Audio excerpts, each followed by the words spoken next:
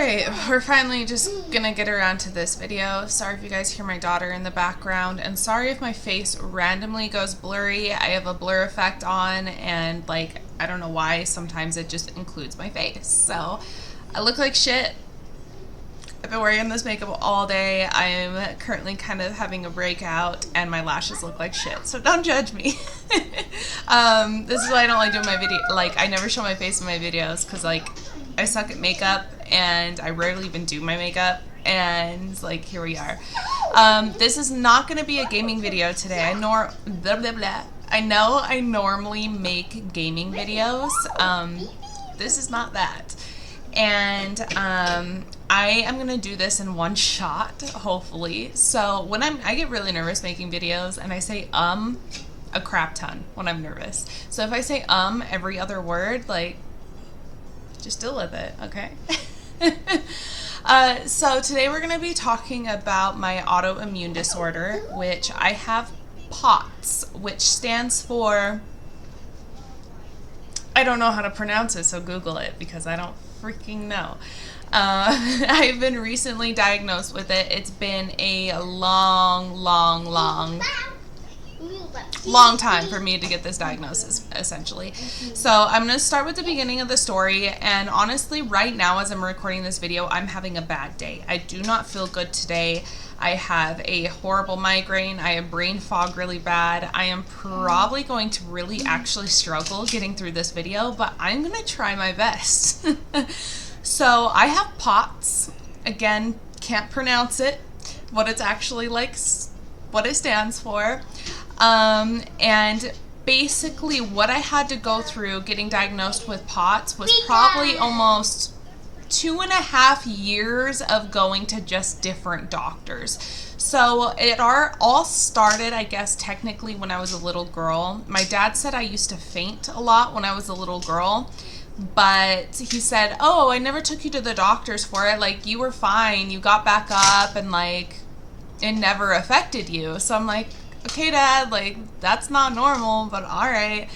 And so, whatever, that was basically it. And then I always had discolored legs. Like, as long as I can remember, I've always had discolored legs. So meaning, like, my legs turn purple, they turn blue, like, I just get really discolored legs, especially after, like, the shower, or if I'm not walking around a lot, like, it just happens.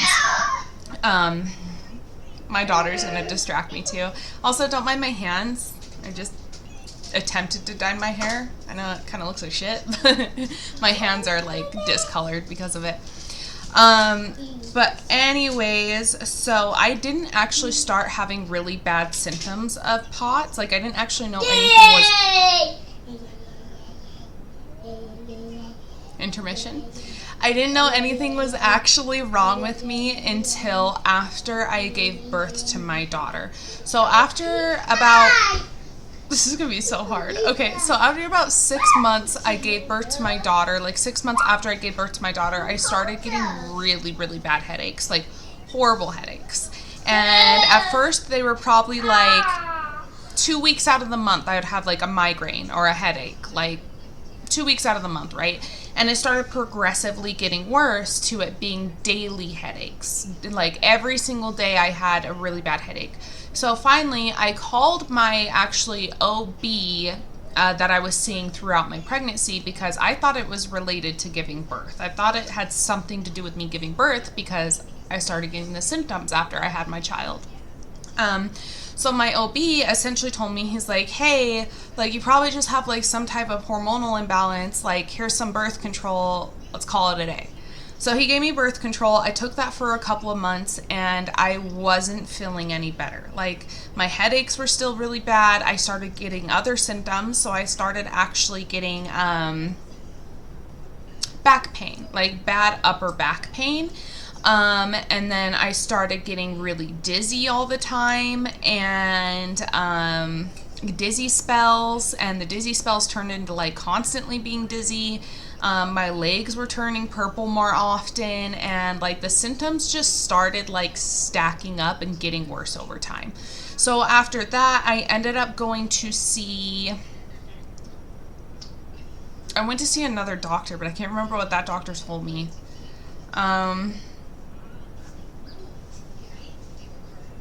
I don't remember. This is gonna be so hard. Like I said, I'm having a bad day today.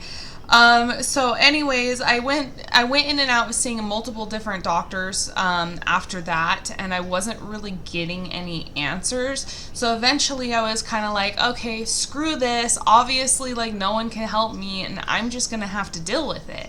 Well then probably like a year goes by, not that long, probably like 6 months go by, that I'm just starting to feel even more miserable. I start getting really, really bad hot flashes, like horrible hot flashes. And I love summer. I am such a summer person. I love the heat, and not anymore. I can't stand summer anymore. I feel like I'm gonna die when I'm out in the heat. I feel like I'm gonna pass out. And I can't do the heat anymore, especially with my hot flashes. So hot flashes started becoming a new symptom. Then also I noticed my heart rate started skyrocketing. And then, yeah, nice, baby. Cool, thank you. Mama's a little busy right now. Go play. But she's trying to show me her castle. Okay, that's cool, babe. But anyways, so my heart rate started skyrocketing a lot. And I remember I was at my sister's house. I spent the night, and the next morning I woke up. I told her, I was like, hey, look, like, I really don't feel good.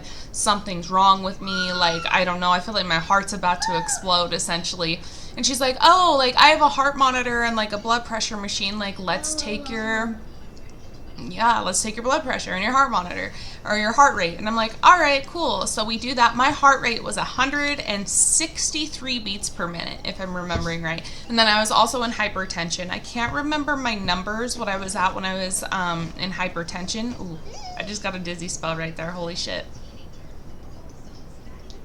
So I mean, guys, this is a bad time to make this video. Oh my god, like the room is spinning. Okay, so I was in hypertension. My heart rate was like 163, and she goes, you need to go see a doctor. Like, that is not normal. You need to go see a doctor. So I'm like, okay, cool. And I'm still having all the original symptoms, mind you. So at this point, I start getting really, really bad anxiety because it's turning into a daily basis that my heart is pounding like fast. And mind you, I grew up with a heart murmur, so I always had a heart murmur growing up. So I thought maybe like, oh my god, something's wrong with my heart murmur, because my heart murmur never healed, because for some people heart murmurs can actually go away over time. Mine never did. So anyways, I started getting really, really bad anxiety, like horrible anxiety. There were nights that my headaches would be so severe that I would cry before going to bed because I thought I was going to die in my sleep. I have a fear of dying now. I never cared about dying until I had a kid. And it's an actual fear because when I was little, I can't go into details on YouTube, but when I was little, I happened to be present when my mother passed away. So yeah, there's some trauma there from that. And so anyways, I am terrified of my daughter going through that same thing. And I was getting so sick to the point that I started crying myself to sleep. And there was points I started getting actually terrified to sleep. I would stay up all night. I would try my hardest not to go to bed because I literally thought if I go to sleep, I am going to die. That's how sick I was getting. So anyways, I end up going to another doctor. This doctor is freaking amazing. His name is Dr. Hermanson. Hands down best doctor I've ever seen. He's definitely an old school doctor. Like, he still writes his prescriptions on like a pad and, you know, a pad of paper, and he's very old school. And so anyways, I go to Dr. Hermanson, and my sister recommended him to me because he's my sister's doctor. So I'm like, okay, cool. So I go to Hermanson, and he goes, oh, it sounds like you're having thyroid problems. And I'm like, okay, cool. And so he runs a bunch of tests. Turns out I had hyperthyroidism. So he diagnosed me with hyperthyroidism. I got put on metoprolol, and then also which is a beta blocker. So metoprolol is a beta blocker, which helps with your blood pressure and your heart rate. Then I also got put on another medication, but I can't remember what the name of it was. It was like methimazole, I think. I think that's the name of it. But it was meant to help with my thyroid numbers. So essentially, I started taking that. I actually felt a lot better for probably 2 weeks. I had 2 weeks there where I finally felt normal. Well, then after the 2 weeks going by, I noticed I started feeling really shitty again, really sick again, and I started going downhill again. So at that point, I go back to Hermanson. I was like, hey, like the medication was working. I felt really good for a couple of weeks, and now I feel like shit again. So he took my thyroid levels once again, and at this time, I was diagnosed with hypothyroidism. But the reason I was diagnosed with hypothyroidism was because the methimazole that I was on was too high of a dose, essentially. So it ended up giving me hypothyroid. So he took me off of that medication. He didn't put me on anything else. I was still on the beta blocker, but he had me go see a cardiologist. So he referred me to a cardiologist. I go see this cardiologist, and this cardiologist just did not really seem to care. So I see the cardiologist. He's like, hey, we're going to put you on a heart monitor for a month. And I'm like, okay, cool.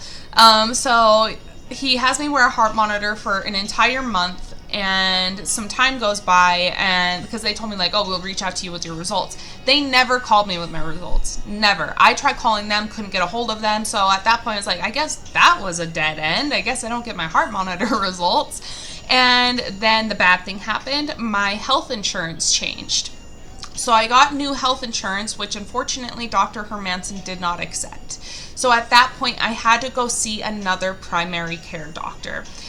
This primary care doctor, horrible, worst freaking doctor I've ever seen in my life. I saw her because she was a hospital employee doctor, meaning since if you work for a hospital, you can actually see doctors a lot sooner. So anyways, I called the hospital. I got in with this doctor literally in like 2 days. And when I went to see her, I'm explaining all my symptoms, and she's like, yeah, no, I don't think you have thyroid problems. You're not having thyroid problems. And I'm like, no, like I have thyroid problems. I was diagnosed with hyperthyroidism. I'm on methimazole and freaking the beta blocker, whatever. I can't remember, or I was on that. And she's just like, yeah, okay. And she just wasn't believing me. And after that first initial appointment, I went to my like patient portal to read the notes. And in the notes, she literally put patient states apparently a past doctor was treating for thyroid, hyperthyroidism is what she put on there. She put apparently. And mind you, I know doctors have my child. I know doctors have to be thorough when it comes to charting. I work for a hospital. I do charting every single day. I know you have to be thorough, but anyways, but you don't have to put things like apparently. Like there's other ways that you could word that where it comes off more nice, if that makes sense. So I'm like, okay, whatever. Like, I'll let her continue to treat me because I don't know what else to do. I can't wait 6 months to go in and, like, wait to see another doctor, right? So I have to go through this hospital. And anyways, I end up seeing her again later on. Or no, so that first appointment, sorry, she runs a bunch of thyroid tests. All of the tests came back negative, but I told her, I was like, yeah, all the tests came back negative. Okay, sorry, I'm getting my timeline messed up. After they all came back negative, I ended up having an appointment with an OB, a different OB from the first one I was talking about, just for a regular checkup. And so I go to this OB, and I'm kind of just talking to him about my symptoms, and he looks at me and he goes, wow, it sounds like you have Graves' disease or POTS. And he's like, literally, I think you have Graves' disease or POTS. And I'm like, oh, okay. So I went home, started researching Graves' disease, and sure as crap, every single symptom I was having lines up with Graves' disease. So I ended up joining a Graves support group. Love this group, nicest freaking people. Obviously, there's bad seeds in every group. I think I've only ran into like one bad person in this group. But other than that, everybody in this group is so amazing, so helpful. I love them all. I'm still a part of this group to this freaking day because of how awesome these people are. And I don't even have Graves' disease. So anyways, I joined a Graves' disease support group. I'm asking these people for pointers, and everybody's telling me like, hey, your doctor needs to run these tests and these tests. They shouldn't just be doing T3 and like T4. They need to run like these tests to test for Graves or Hashimoto's and all these other thyroid problems. So I'm like, okay, cool. So I go back to my doctor and I tell her, I was like, hey, I want these tests done. And she's like, no, you don't need those. Like, we already did your T3. Like, your T3 would have came back abnormal if you had Graves' disease. And I was like, okay, cool. Well, can we do it anyways? Because, like, I'm pretty sure I have Graves' disease. And she wouldn't do it. And so at that point, I'm like, okay. I'm like, oh, babies, can you be quiet for mama, please? She's getting loud because I'm like getting loud. But anyways, so I end up spending a lot of money to pay for my own labs. I ended up going down the rabbit hole of ordering all of my own blood work because the doctor was refusing to do it. So I ordered all the blood work. All of it came back normal. Oh my goodness. I was so freaking pissed. Yeah, all my blood work came back normal. Mind you, they were in the scale of normal, but all of them were like right at the bottom or right at the top. Like, but essentially in medical terms, they were normal. So I wasn't having thyroid issues. So I call my doctor, we schedule an appointment, and I tell her, I was like, I didn't tell her I ran any of my own tests because I didn't want her, like, this doctor's already super standoffish towards me. And so she's like, finally agreed, like, yeah, you know, I talked to my endocrinologist and he says, we don't think you have thyroid problems. Like, it's unlikely. And I'm like, okay. And at this point, I actually went behind her back because the last couple of appointments, I've been begging her to see an endocrinologist. And she kept telling me, no, I'm not letting you see the endo. So finally, the third appointment, before the appointment, I actually got a hold of an endocrinologist that I didn't need a referral for. So I scheduled the appointment with them, didn't tell my primary doctor about it. So anyways, back to the appointment, I end up having this third appointment with her. And before my appointment, she tells me, she's like, hey, I want you to take this test. And I'm like, all right, cool. So she has me take this test with like her nurse or like part of the medical staff, and it's an anxiety test. It's a freaking anxiety test. So I take this anxiety test, obviously like fail it. It comes back that I have really bad anxiety. And anyway, she comes back to the visit and she tells me, she's like, oh yeah, so just as I suspected, you just have anxiety. And she literally tells me this, you just need therapy. This is why you're having these symptoms, is because you just have anxiety and you just need therapy. That's what she told me.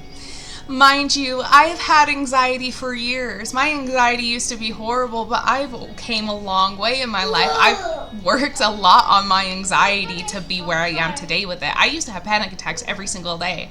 I have panic attacks once a year now because I've worked a lot on my anxiety. And at this point, I wasn't really having bad anxiety anymore. The only reason I started having bad anxiety is because of how sick I was getting. I didn't start having bad anxiety until after I got really sick because of the trauma I had with my mother. And so anyways, at that point, I'm just fed up with this doctor. And during the appointment, she's like, oh, and by the way, I talked to my endocrinologist. He says you don't have thyroid problems. I'm like, first of all, I didn't even have an appointment with this guy. So thanks. And she's like, yeah, you just have anxiety, you need therapy. And she just kept repeating that. You need therapy, you need therapy, you need to go see a therapist. Like, this is why you're having these symptoms. And I'm sorry, but when you have anxiety and when you're actually sick, you feel the difference. You feel the difference. You know, like, I've been sick from anxiety before. Back when I had really bad anxiety, I would throw up, I would have stomach problems, but guess what? I can feel that it's related to my anxiety. Like, I know my body, so I know when I'm physically sick due to anxiety, and I know when I'm physically sick and it has nothing to do with anxiety. So anyways, I'm like, okay, not seeing her anymore. And it's funny because after I stopped seeing her, she no longer works for the hospital anymore. So something happened. Don't know what, but she doesn't work for the hospital anymore. So after that, I ended up having this appointment with the endocrinologist that I ended up finding that I didn't need a referral for. And at this point, it's been a couple of years, right? I'm like 2 years into not finding out what's wrong with me. So 2 years in, I'm finally seeing this endocrinologist, and I'm in tears. I'm so excited to finally see a specialist. I get into that appointment, and I'm telling him all my symptoms, and he's like, yeah, it definitely sounds like you could have Graves' disease. Mind you, Graves' disease does run through my family. It's something that my family does have. Well, autoimmune disorders run through my family. And so I told him, I was like, my aunt sees you. I think one of my cousins see you. Like, you're like basically like a doctor that my family sees. And he's like, okay. So he runs a couple of tests. He runs all the tests for Graves' disease, and guess what? It comes back negative. I don't have Graves' disease. So at this point, he's like, well, I want to run more tests. Let's do an ultrasound. And I'm like, okay, cool. So he runs an ultrasound on the right side of my thyroid, and he's like, yeah, so it's looking like your thyroid's healthy. Like, there's nothing on your right side of your thyroid. And I'm like, okay, well, I don't know, because I guess I'm crazy, and that mean doctor was right. And he's like, okay, well, let me check the left side. So he goes to my left side, and as he's doing the ultrasound, he goes, oh. And I'm like, oh, like what? And he goes, you have scar tissue on the left side of your thyroid. And I'm like, okay. And he's like, and you also have a nodule. And I'm like, okay. And he goes, it looks like you might have Hashimoto's disease. So not Graves' disease, but Hashimoto's. And I'm like, okay, cool. And he tells me, he's like, I'm not going to look into this nodule right now, which a nodule is essentially, I guess, just like a lump on your thyroid, because it was just slightly too small for it to be concerning. So now what I have to do is I have to go back and see my endocrinologist once a year, because he wants to keep track of the nodule on my thyroid to make sure it's not getting bigger. So I am still currently kind of going through thyroid problems, but it's not my main problem. So he ended up doing a lot of tests for Hashimoto's. He did say currently I do not have Hashimoto's. Everything came back negative, but he also wants to occasionally check me for Hashimoto's. So I have to go back every like couple of months to a year as well to recheck for thyroid problems, because he did say that I have scar tissue on the left side of my thyroid, I have a nodule on the left side of my thyroid, and he did say it looks like the damage on my thyroid looks like from inflammation. So I guess from my thyroid getting swollen is my guess. So he's like, no, yeah, definitely you've had thyroid issues. And I'm like, cool, screw that other doctor. And it's funny because I told my endocrinologist about this doctor. And I told him, I was like, she told me it's just all anxiety and that there's nothing wrong with me and that I just need therapy. And I felt bad talking crap about a doctor to another doctor. So and I was like, I'm sorry, like, I'm not saying she's a bad doctor. And he looked at me and goes, yeah, like he was like in disagreement. He's like, no, she's a bad doctor. And he looked at me, he goes, look, he's like, I'm a doctor, and I'm telling you right now, patients know the difference from anxiety and from being sick. And he's like, if you know you're sick and there's something wrong with you, you know your body more than any doctor. My my endocrinologist told me that, okay? Okay, that is a good doctor right there. That is a good doctor right there. That doesn't just say, hey, you're anxious. Good luck. I don't know what I'm talking about. And you will find out there's this funny meme that they share in my Graves' disease support group. And the meme's like, it's a picture of a doctor, and it's just like when you start talking about thyroid issues and the doctor's just like, I don't know what I'm talking about, so you have anxiety. Because you will run into a lot of doctors if you have thyroid problems that don't know crap about thyroid problems, because a lot of them don't. Oh my god. But anyways, so after I got done seeing the endocrinologist, I call back Hermanson because I'm like, hey, I don't have a primary doctor anymore. And I'm like, do you still not accept my insurance? Guess what? Lucky me. He started accepting my new insurance. So I got to go back to Dr. Hermanson. So I go back to Dr. Hermanson. I tell him everything this endocrinologist told me. And Hermanson tells me, he's like, hey, whatever happened to your heart monitor results? And I'm like, I don't know. I don't know. Waiting. I'm like, I don't know. The doctor's office never called me. And I was never able to get a hold of them, so I have no idea. And Hermanson was immediately just irritated. He's like, seriously? He's like, how does a doctor not follow up with their patients? Like, Hermanson was actually pissed off, and he's like, you need to call them right now. And he's like, and I'm sick. And he's like, what went on with the endocrinologist? And I told him, I was like, Graves came back negative, Hashimoto's came back negative, hyperthyroid came back negative, hypothyroidism, everything right now is normal. And I did tell him, I was like, they're going to check me yearly to check for Hashimoto's and to check the nodule on my thyroid to make sure it's not growing. And he's like, okay, cool. He's like, so we canceled out all the thyroid problems. And I also brought up to him, I was like, hey, what about like the epidural? I notice I have a lot of symptoms of like a spinal cord leak, I think is what you call it. I don't know the fancy term for it because I started doing a lot of my own research. And he basically went over that with me, and he's like, it's really unlikely that you have that, considering your symptoms started about 6 months after you gave birth, like 3 to 6 months after you gave birth. He's like, if you had a spinal leak, more than likely you would have started experiencing the headaches a lot sooner. It wouldn't have been like so delayed. And I'm like, okay. And he's like, look, you faint occasionally. He's like, do you have really high anxiety? And I'm like, yeah, like I think I'm dying every day. My anxiety is off the charts. And he's like, okay. He's like, you have hot flashes. You have insomnia. You have fatigue. And yes, you can have insomnia and fatigue at the same time. That confuses some people. Like literally, I was talking to my stepdad. I was like, yeah, I have insomnia, so I stay up all night. And then I have fatigue, so like I sleep a lot. And he's like, how do you have insomnia and fatigue at the same time? I'm like, I don't know. I just do. I'll stay up all night and then I'll sleep for like 15 hours and still feel freaking exhausted. And then I get brain fog, and he's going through all my symptoms with me. And finally, he didn't even run any tests, but he looked at me and he goes, you have POTS. He's like, I'm telling you right now, you have POTS. And I'm like, oh, okay, cool. He's like, you're calling that cardiologist back.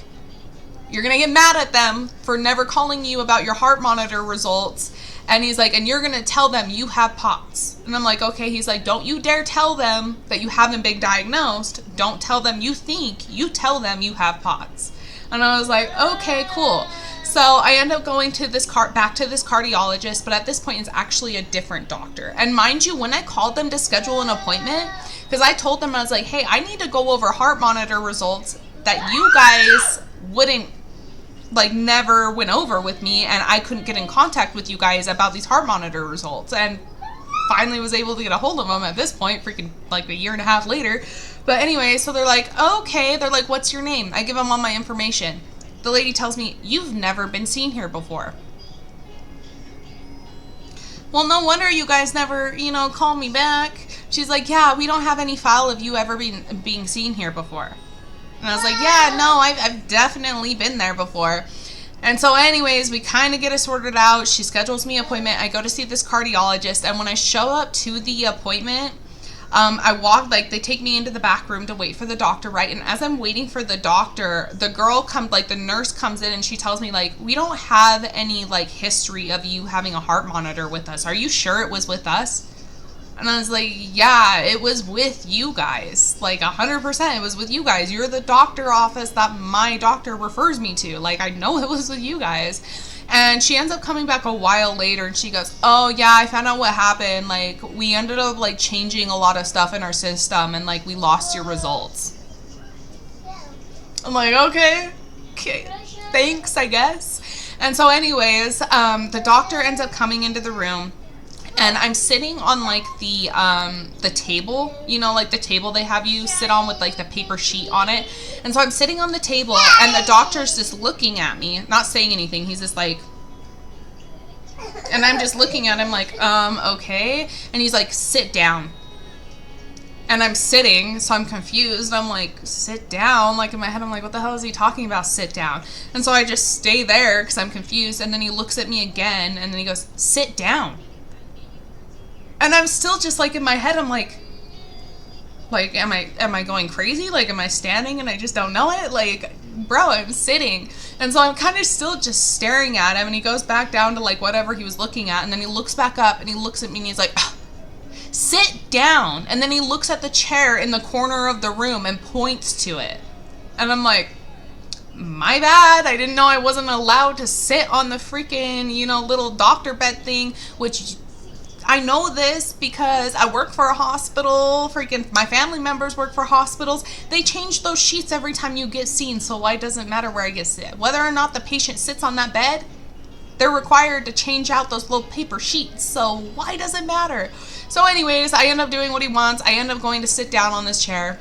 And he told me, he's like, yeah, it was really hard finding your results. But he's like, I ended up finding them. And I'm like, oh, okay, cool. And he's like, so your results came back that every once in a while you would have like a really high heart rate, but it wasn't anything like I'm concerned about. And I'm like, okay. And he's like, yeah, your heart rate would like jump up to like 150, but like after a minute it would just go back to normal. So he's like, that's fine. And I'm like, okay. And I was like, well, then the heart monitor must have not caught everything, or I must have not been wearing it at my worst times. And mind you, with POTS, my POTS is always worse around my menstrual cycle. The entire month that I had the heart monitor, I never had my menstrual cycle. Because with POTS, your menstrual cycle is extremely messed up. And thyroid problems. So freaking, I didn't have my period, so I know the heart monitor wasn't as bad as it could have been. And so anyways, I tell him that, and he goes, well, what makes you think you have POTS? And I was like, well, my doctor diagnosed me. Because remember, my doctor told me to say that. And he's just like, oh, yeah, what doctor? I was like, my primary doctor. And he's like, okay. And he's like, well, what heart symptoms do you have? Like, why do you think you have this? And literally, this is how he's talking to me. And I look at him, I was like, okay. I was like, well, I have fatigue. I have, like, really bad insomnia. And he goes, no. He's like, only heart-related symptoms. Like, why do you think you have POTS? Like, why do you think you have a heart problem? And I'm like, okay, I thought fatigue did kind of go hand in hand with a heart problem, but okay. So I start really thinking about it of like symptoms that I guess are directly related to my heart. So I'm like, well, sometimes my heart rate's like 140 beats per minute. Like my legs turn purple. I'm like, I don't know. Like, what do you want from me? And so he's like, okay, well, we're going to run a couple of tests. I'm like, okay. And he's just being a dick the entire time. So I'm like, okay, cool. He leaves the room. The nurse comes back in. The doctor doesn't come back in. And she hooks me up to like all these different wires. And she tells me like, hey, lay down. And I'm like, okay. So I lay down on the freaking bed. And she's like, I'm going to like, just stay there. I'm going to run some tests. And she's like, I'm going to tell you to sit up. You're going to sit up. And then I'm going to have you stand up. And then I'm going to run some more tests. So I'm like, okay, cool. So she runs all of these tests on my heart, right? And I'm hooked up to all these wires. And she leaves. And then I'm waiting for the doctor to come back in, and the doctor comes back in, and all of a sudden, he's the nicest freaking doctor I have ever met. He literally comes in and he goes, wow, yeah, so your results do align with POTS. It does look like you have POTS. But he's like actually really nice about it. I'm giving attitude because he pissed me off. But he was like, yeah, so it does look like you have POTS. And he's like, so I'm going to have you stay on metoprolol. You're going to start taking salt tablets. And he's like, if it gets any worse, like feel free to call me. Like I can see you anytime. Like if you're worse, just give me a call. And in my head, I'm like, I don't want to freaking see you again. Sorry. I'm like, I don't want to freaking see you again. Like, you're a horrible doctor. You only took me seriously once you realized I wasn't lying about my symptoms. Or I wasn't exaggerating it. Or it wasn't just anxiety. I want a doctor that's initially going to take me seriously. I don't want a doctor that's going to treat me like crap because they think I'm lying. And then once they realize I'm not lying, all of a sudden be extremely nice to me. Like, no, thank you. And so that was basically the last appointment I had. I've been going back and forth with my Dr. Hermanson. He keeps me on my metoprolol. And basically I try to keep it with my primary doctor because there's a couple of doctors that I know I'm forgetting that I'm leaving out of this video.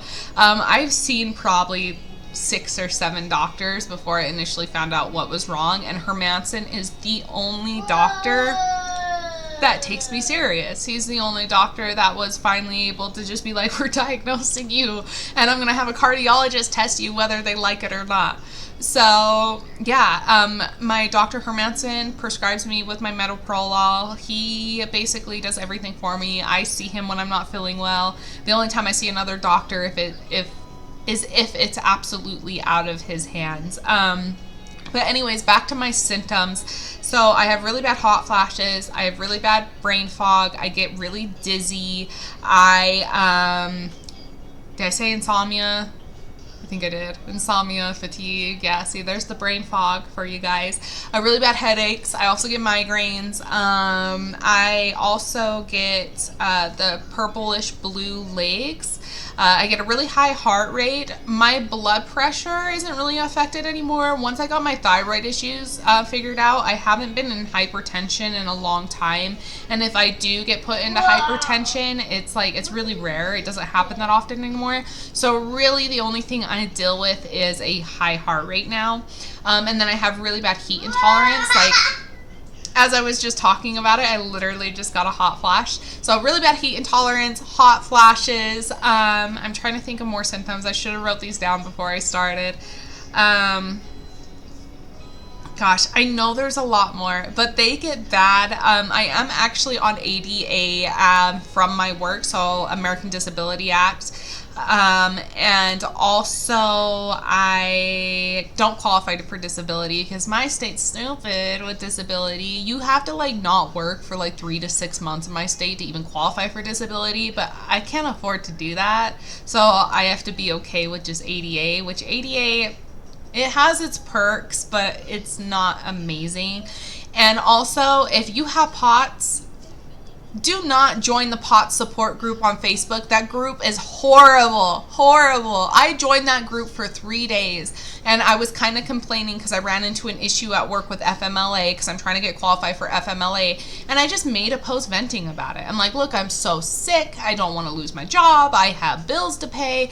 And like, people started commenting on it. Like, this one girl commented on my post, and she's like, literally, I have POTS, and like, my grandma is more disabled than you or me, and she can work full time with no problems. She's like, I'm so sick of people with autoimmune diseases complaining that they can't work, thinking employers are just gonna like keep them around for free. Good for you, girl. Good for you, girl. Because guess what?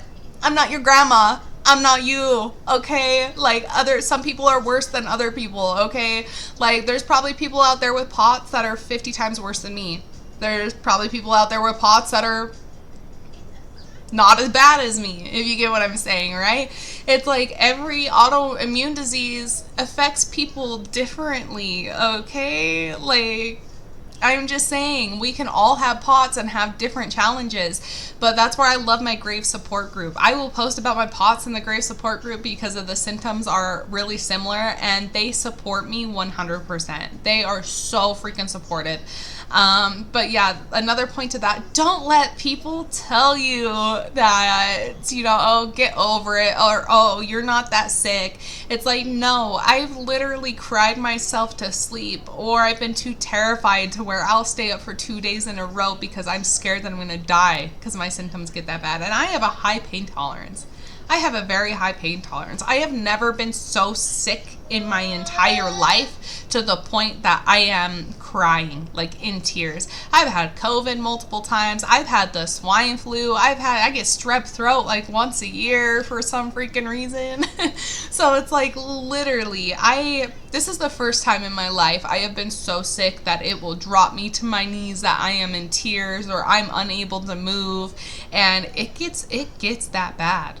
And there's people that just won't believe you. Like me, personally, my family is not very supportive of me having an autoimmune disease.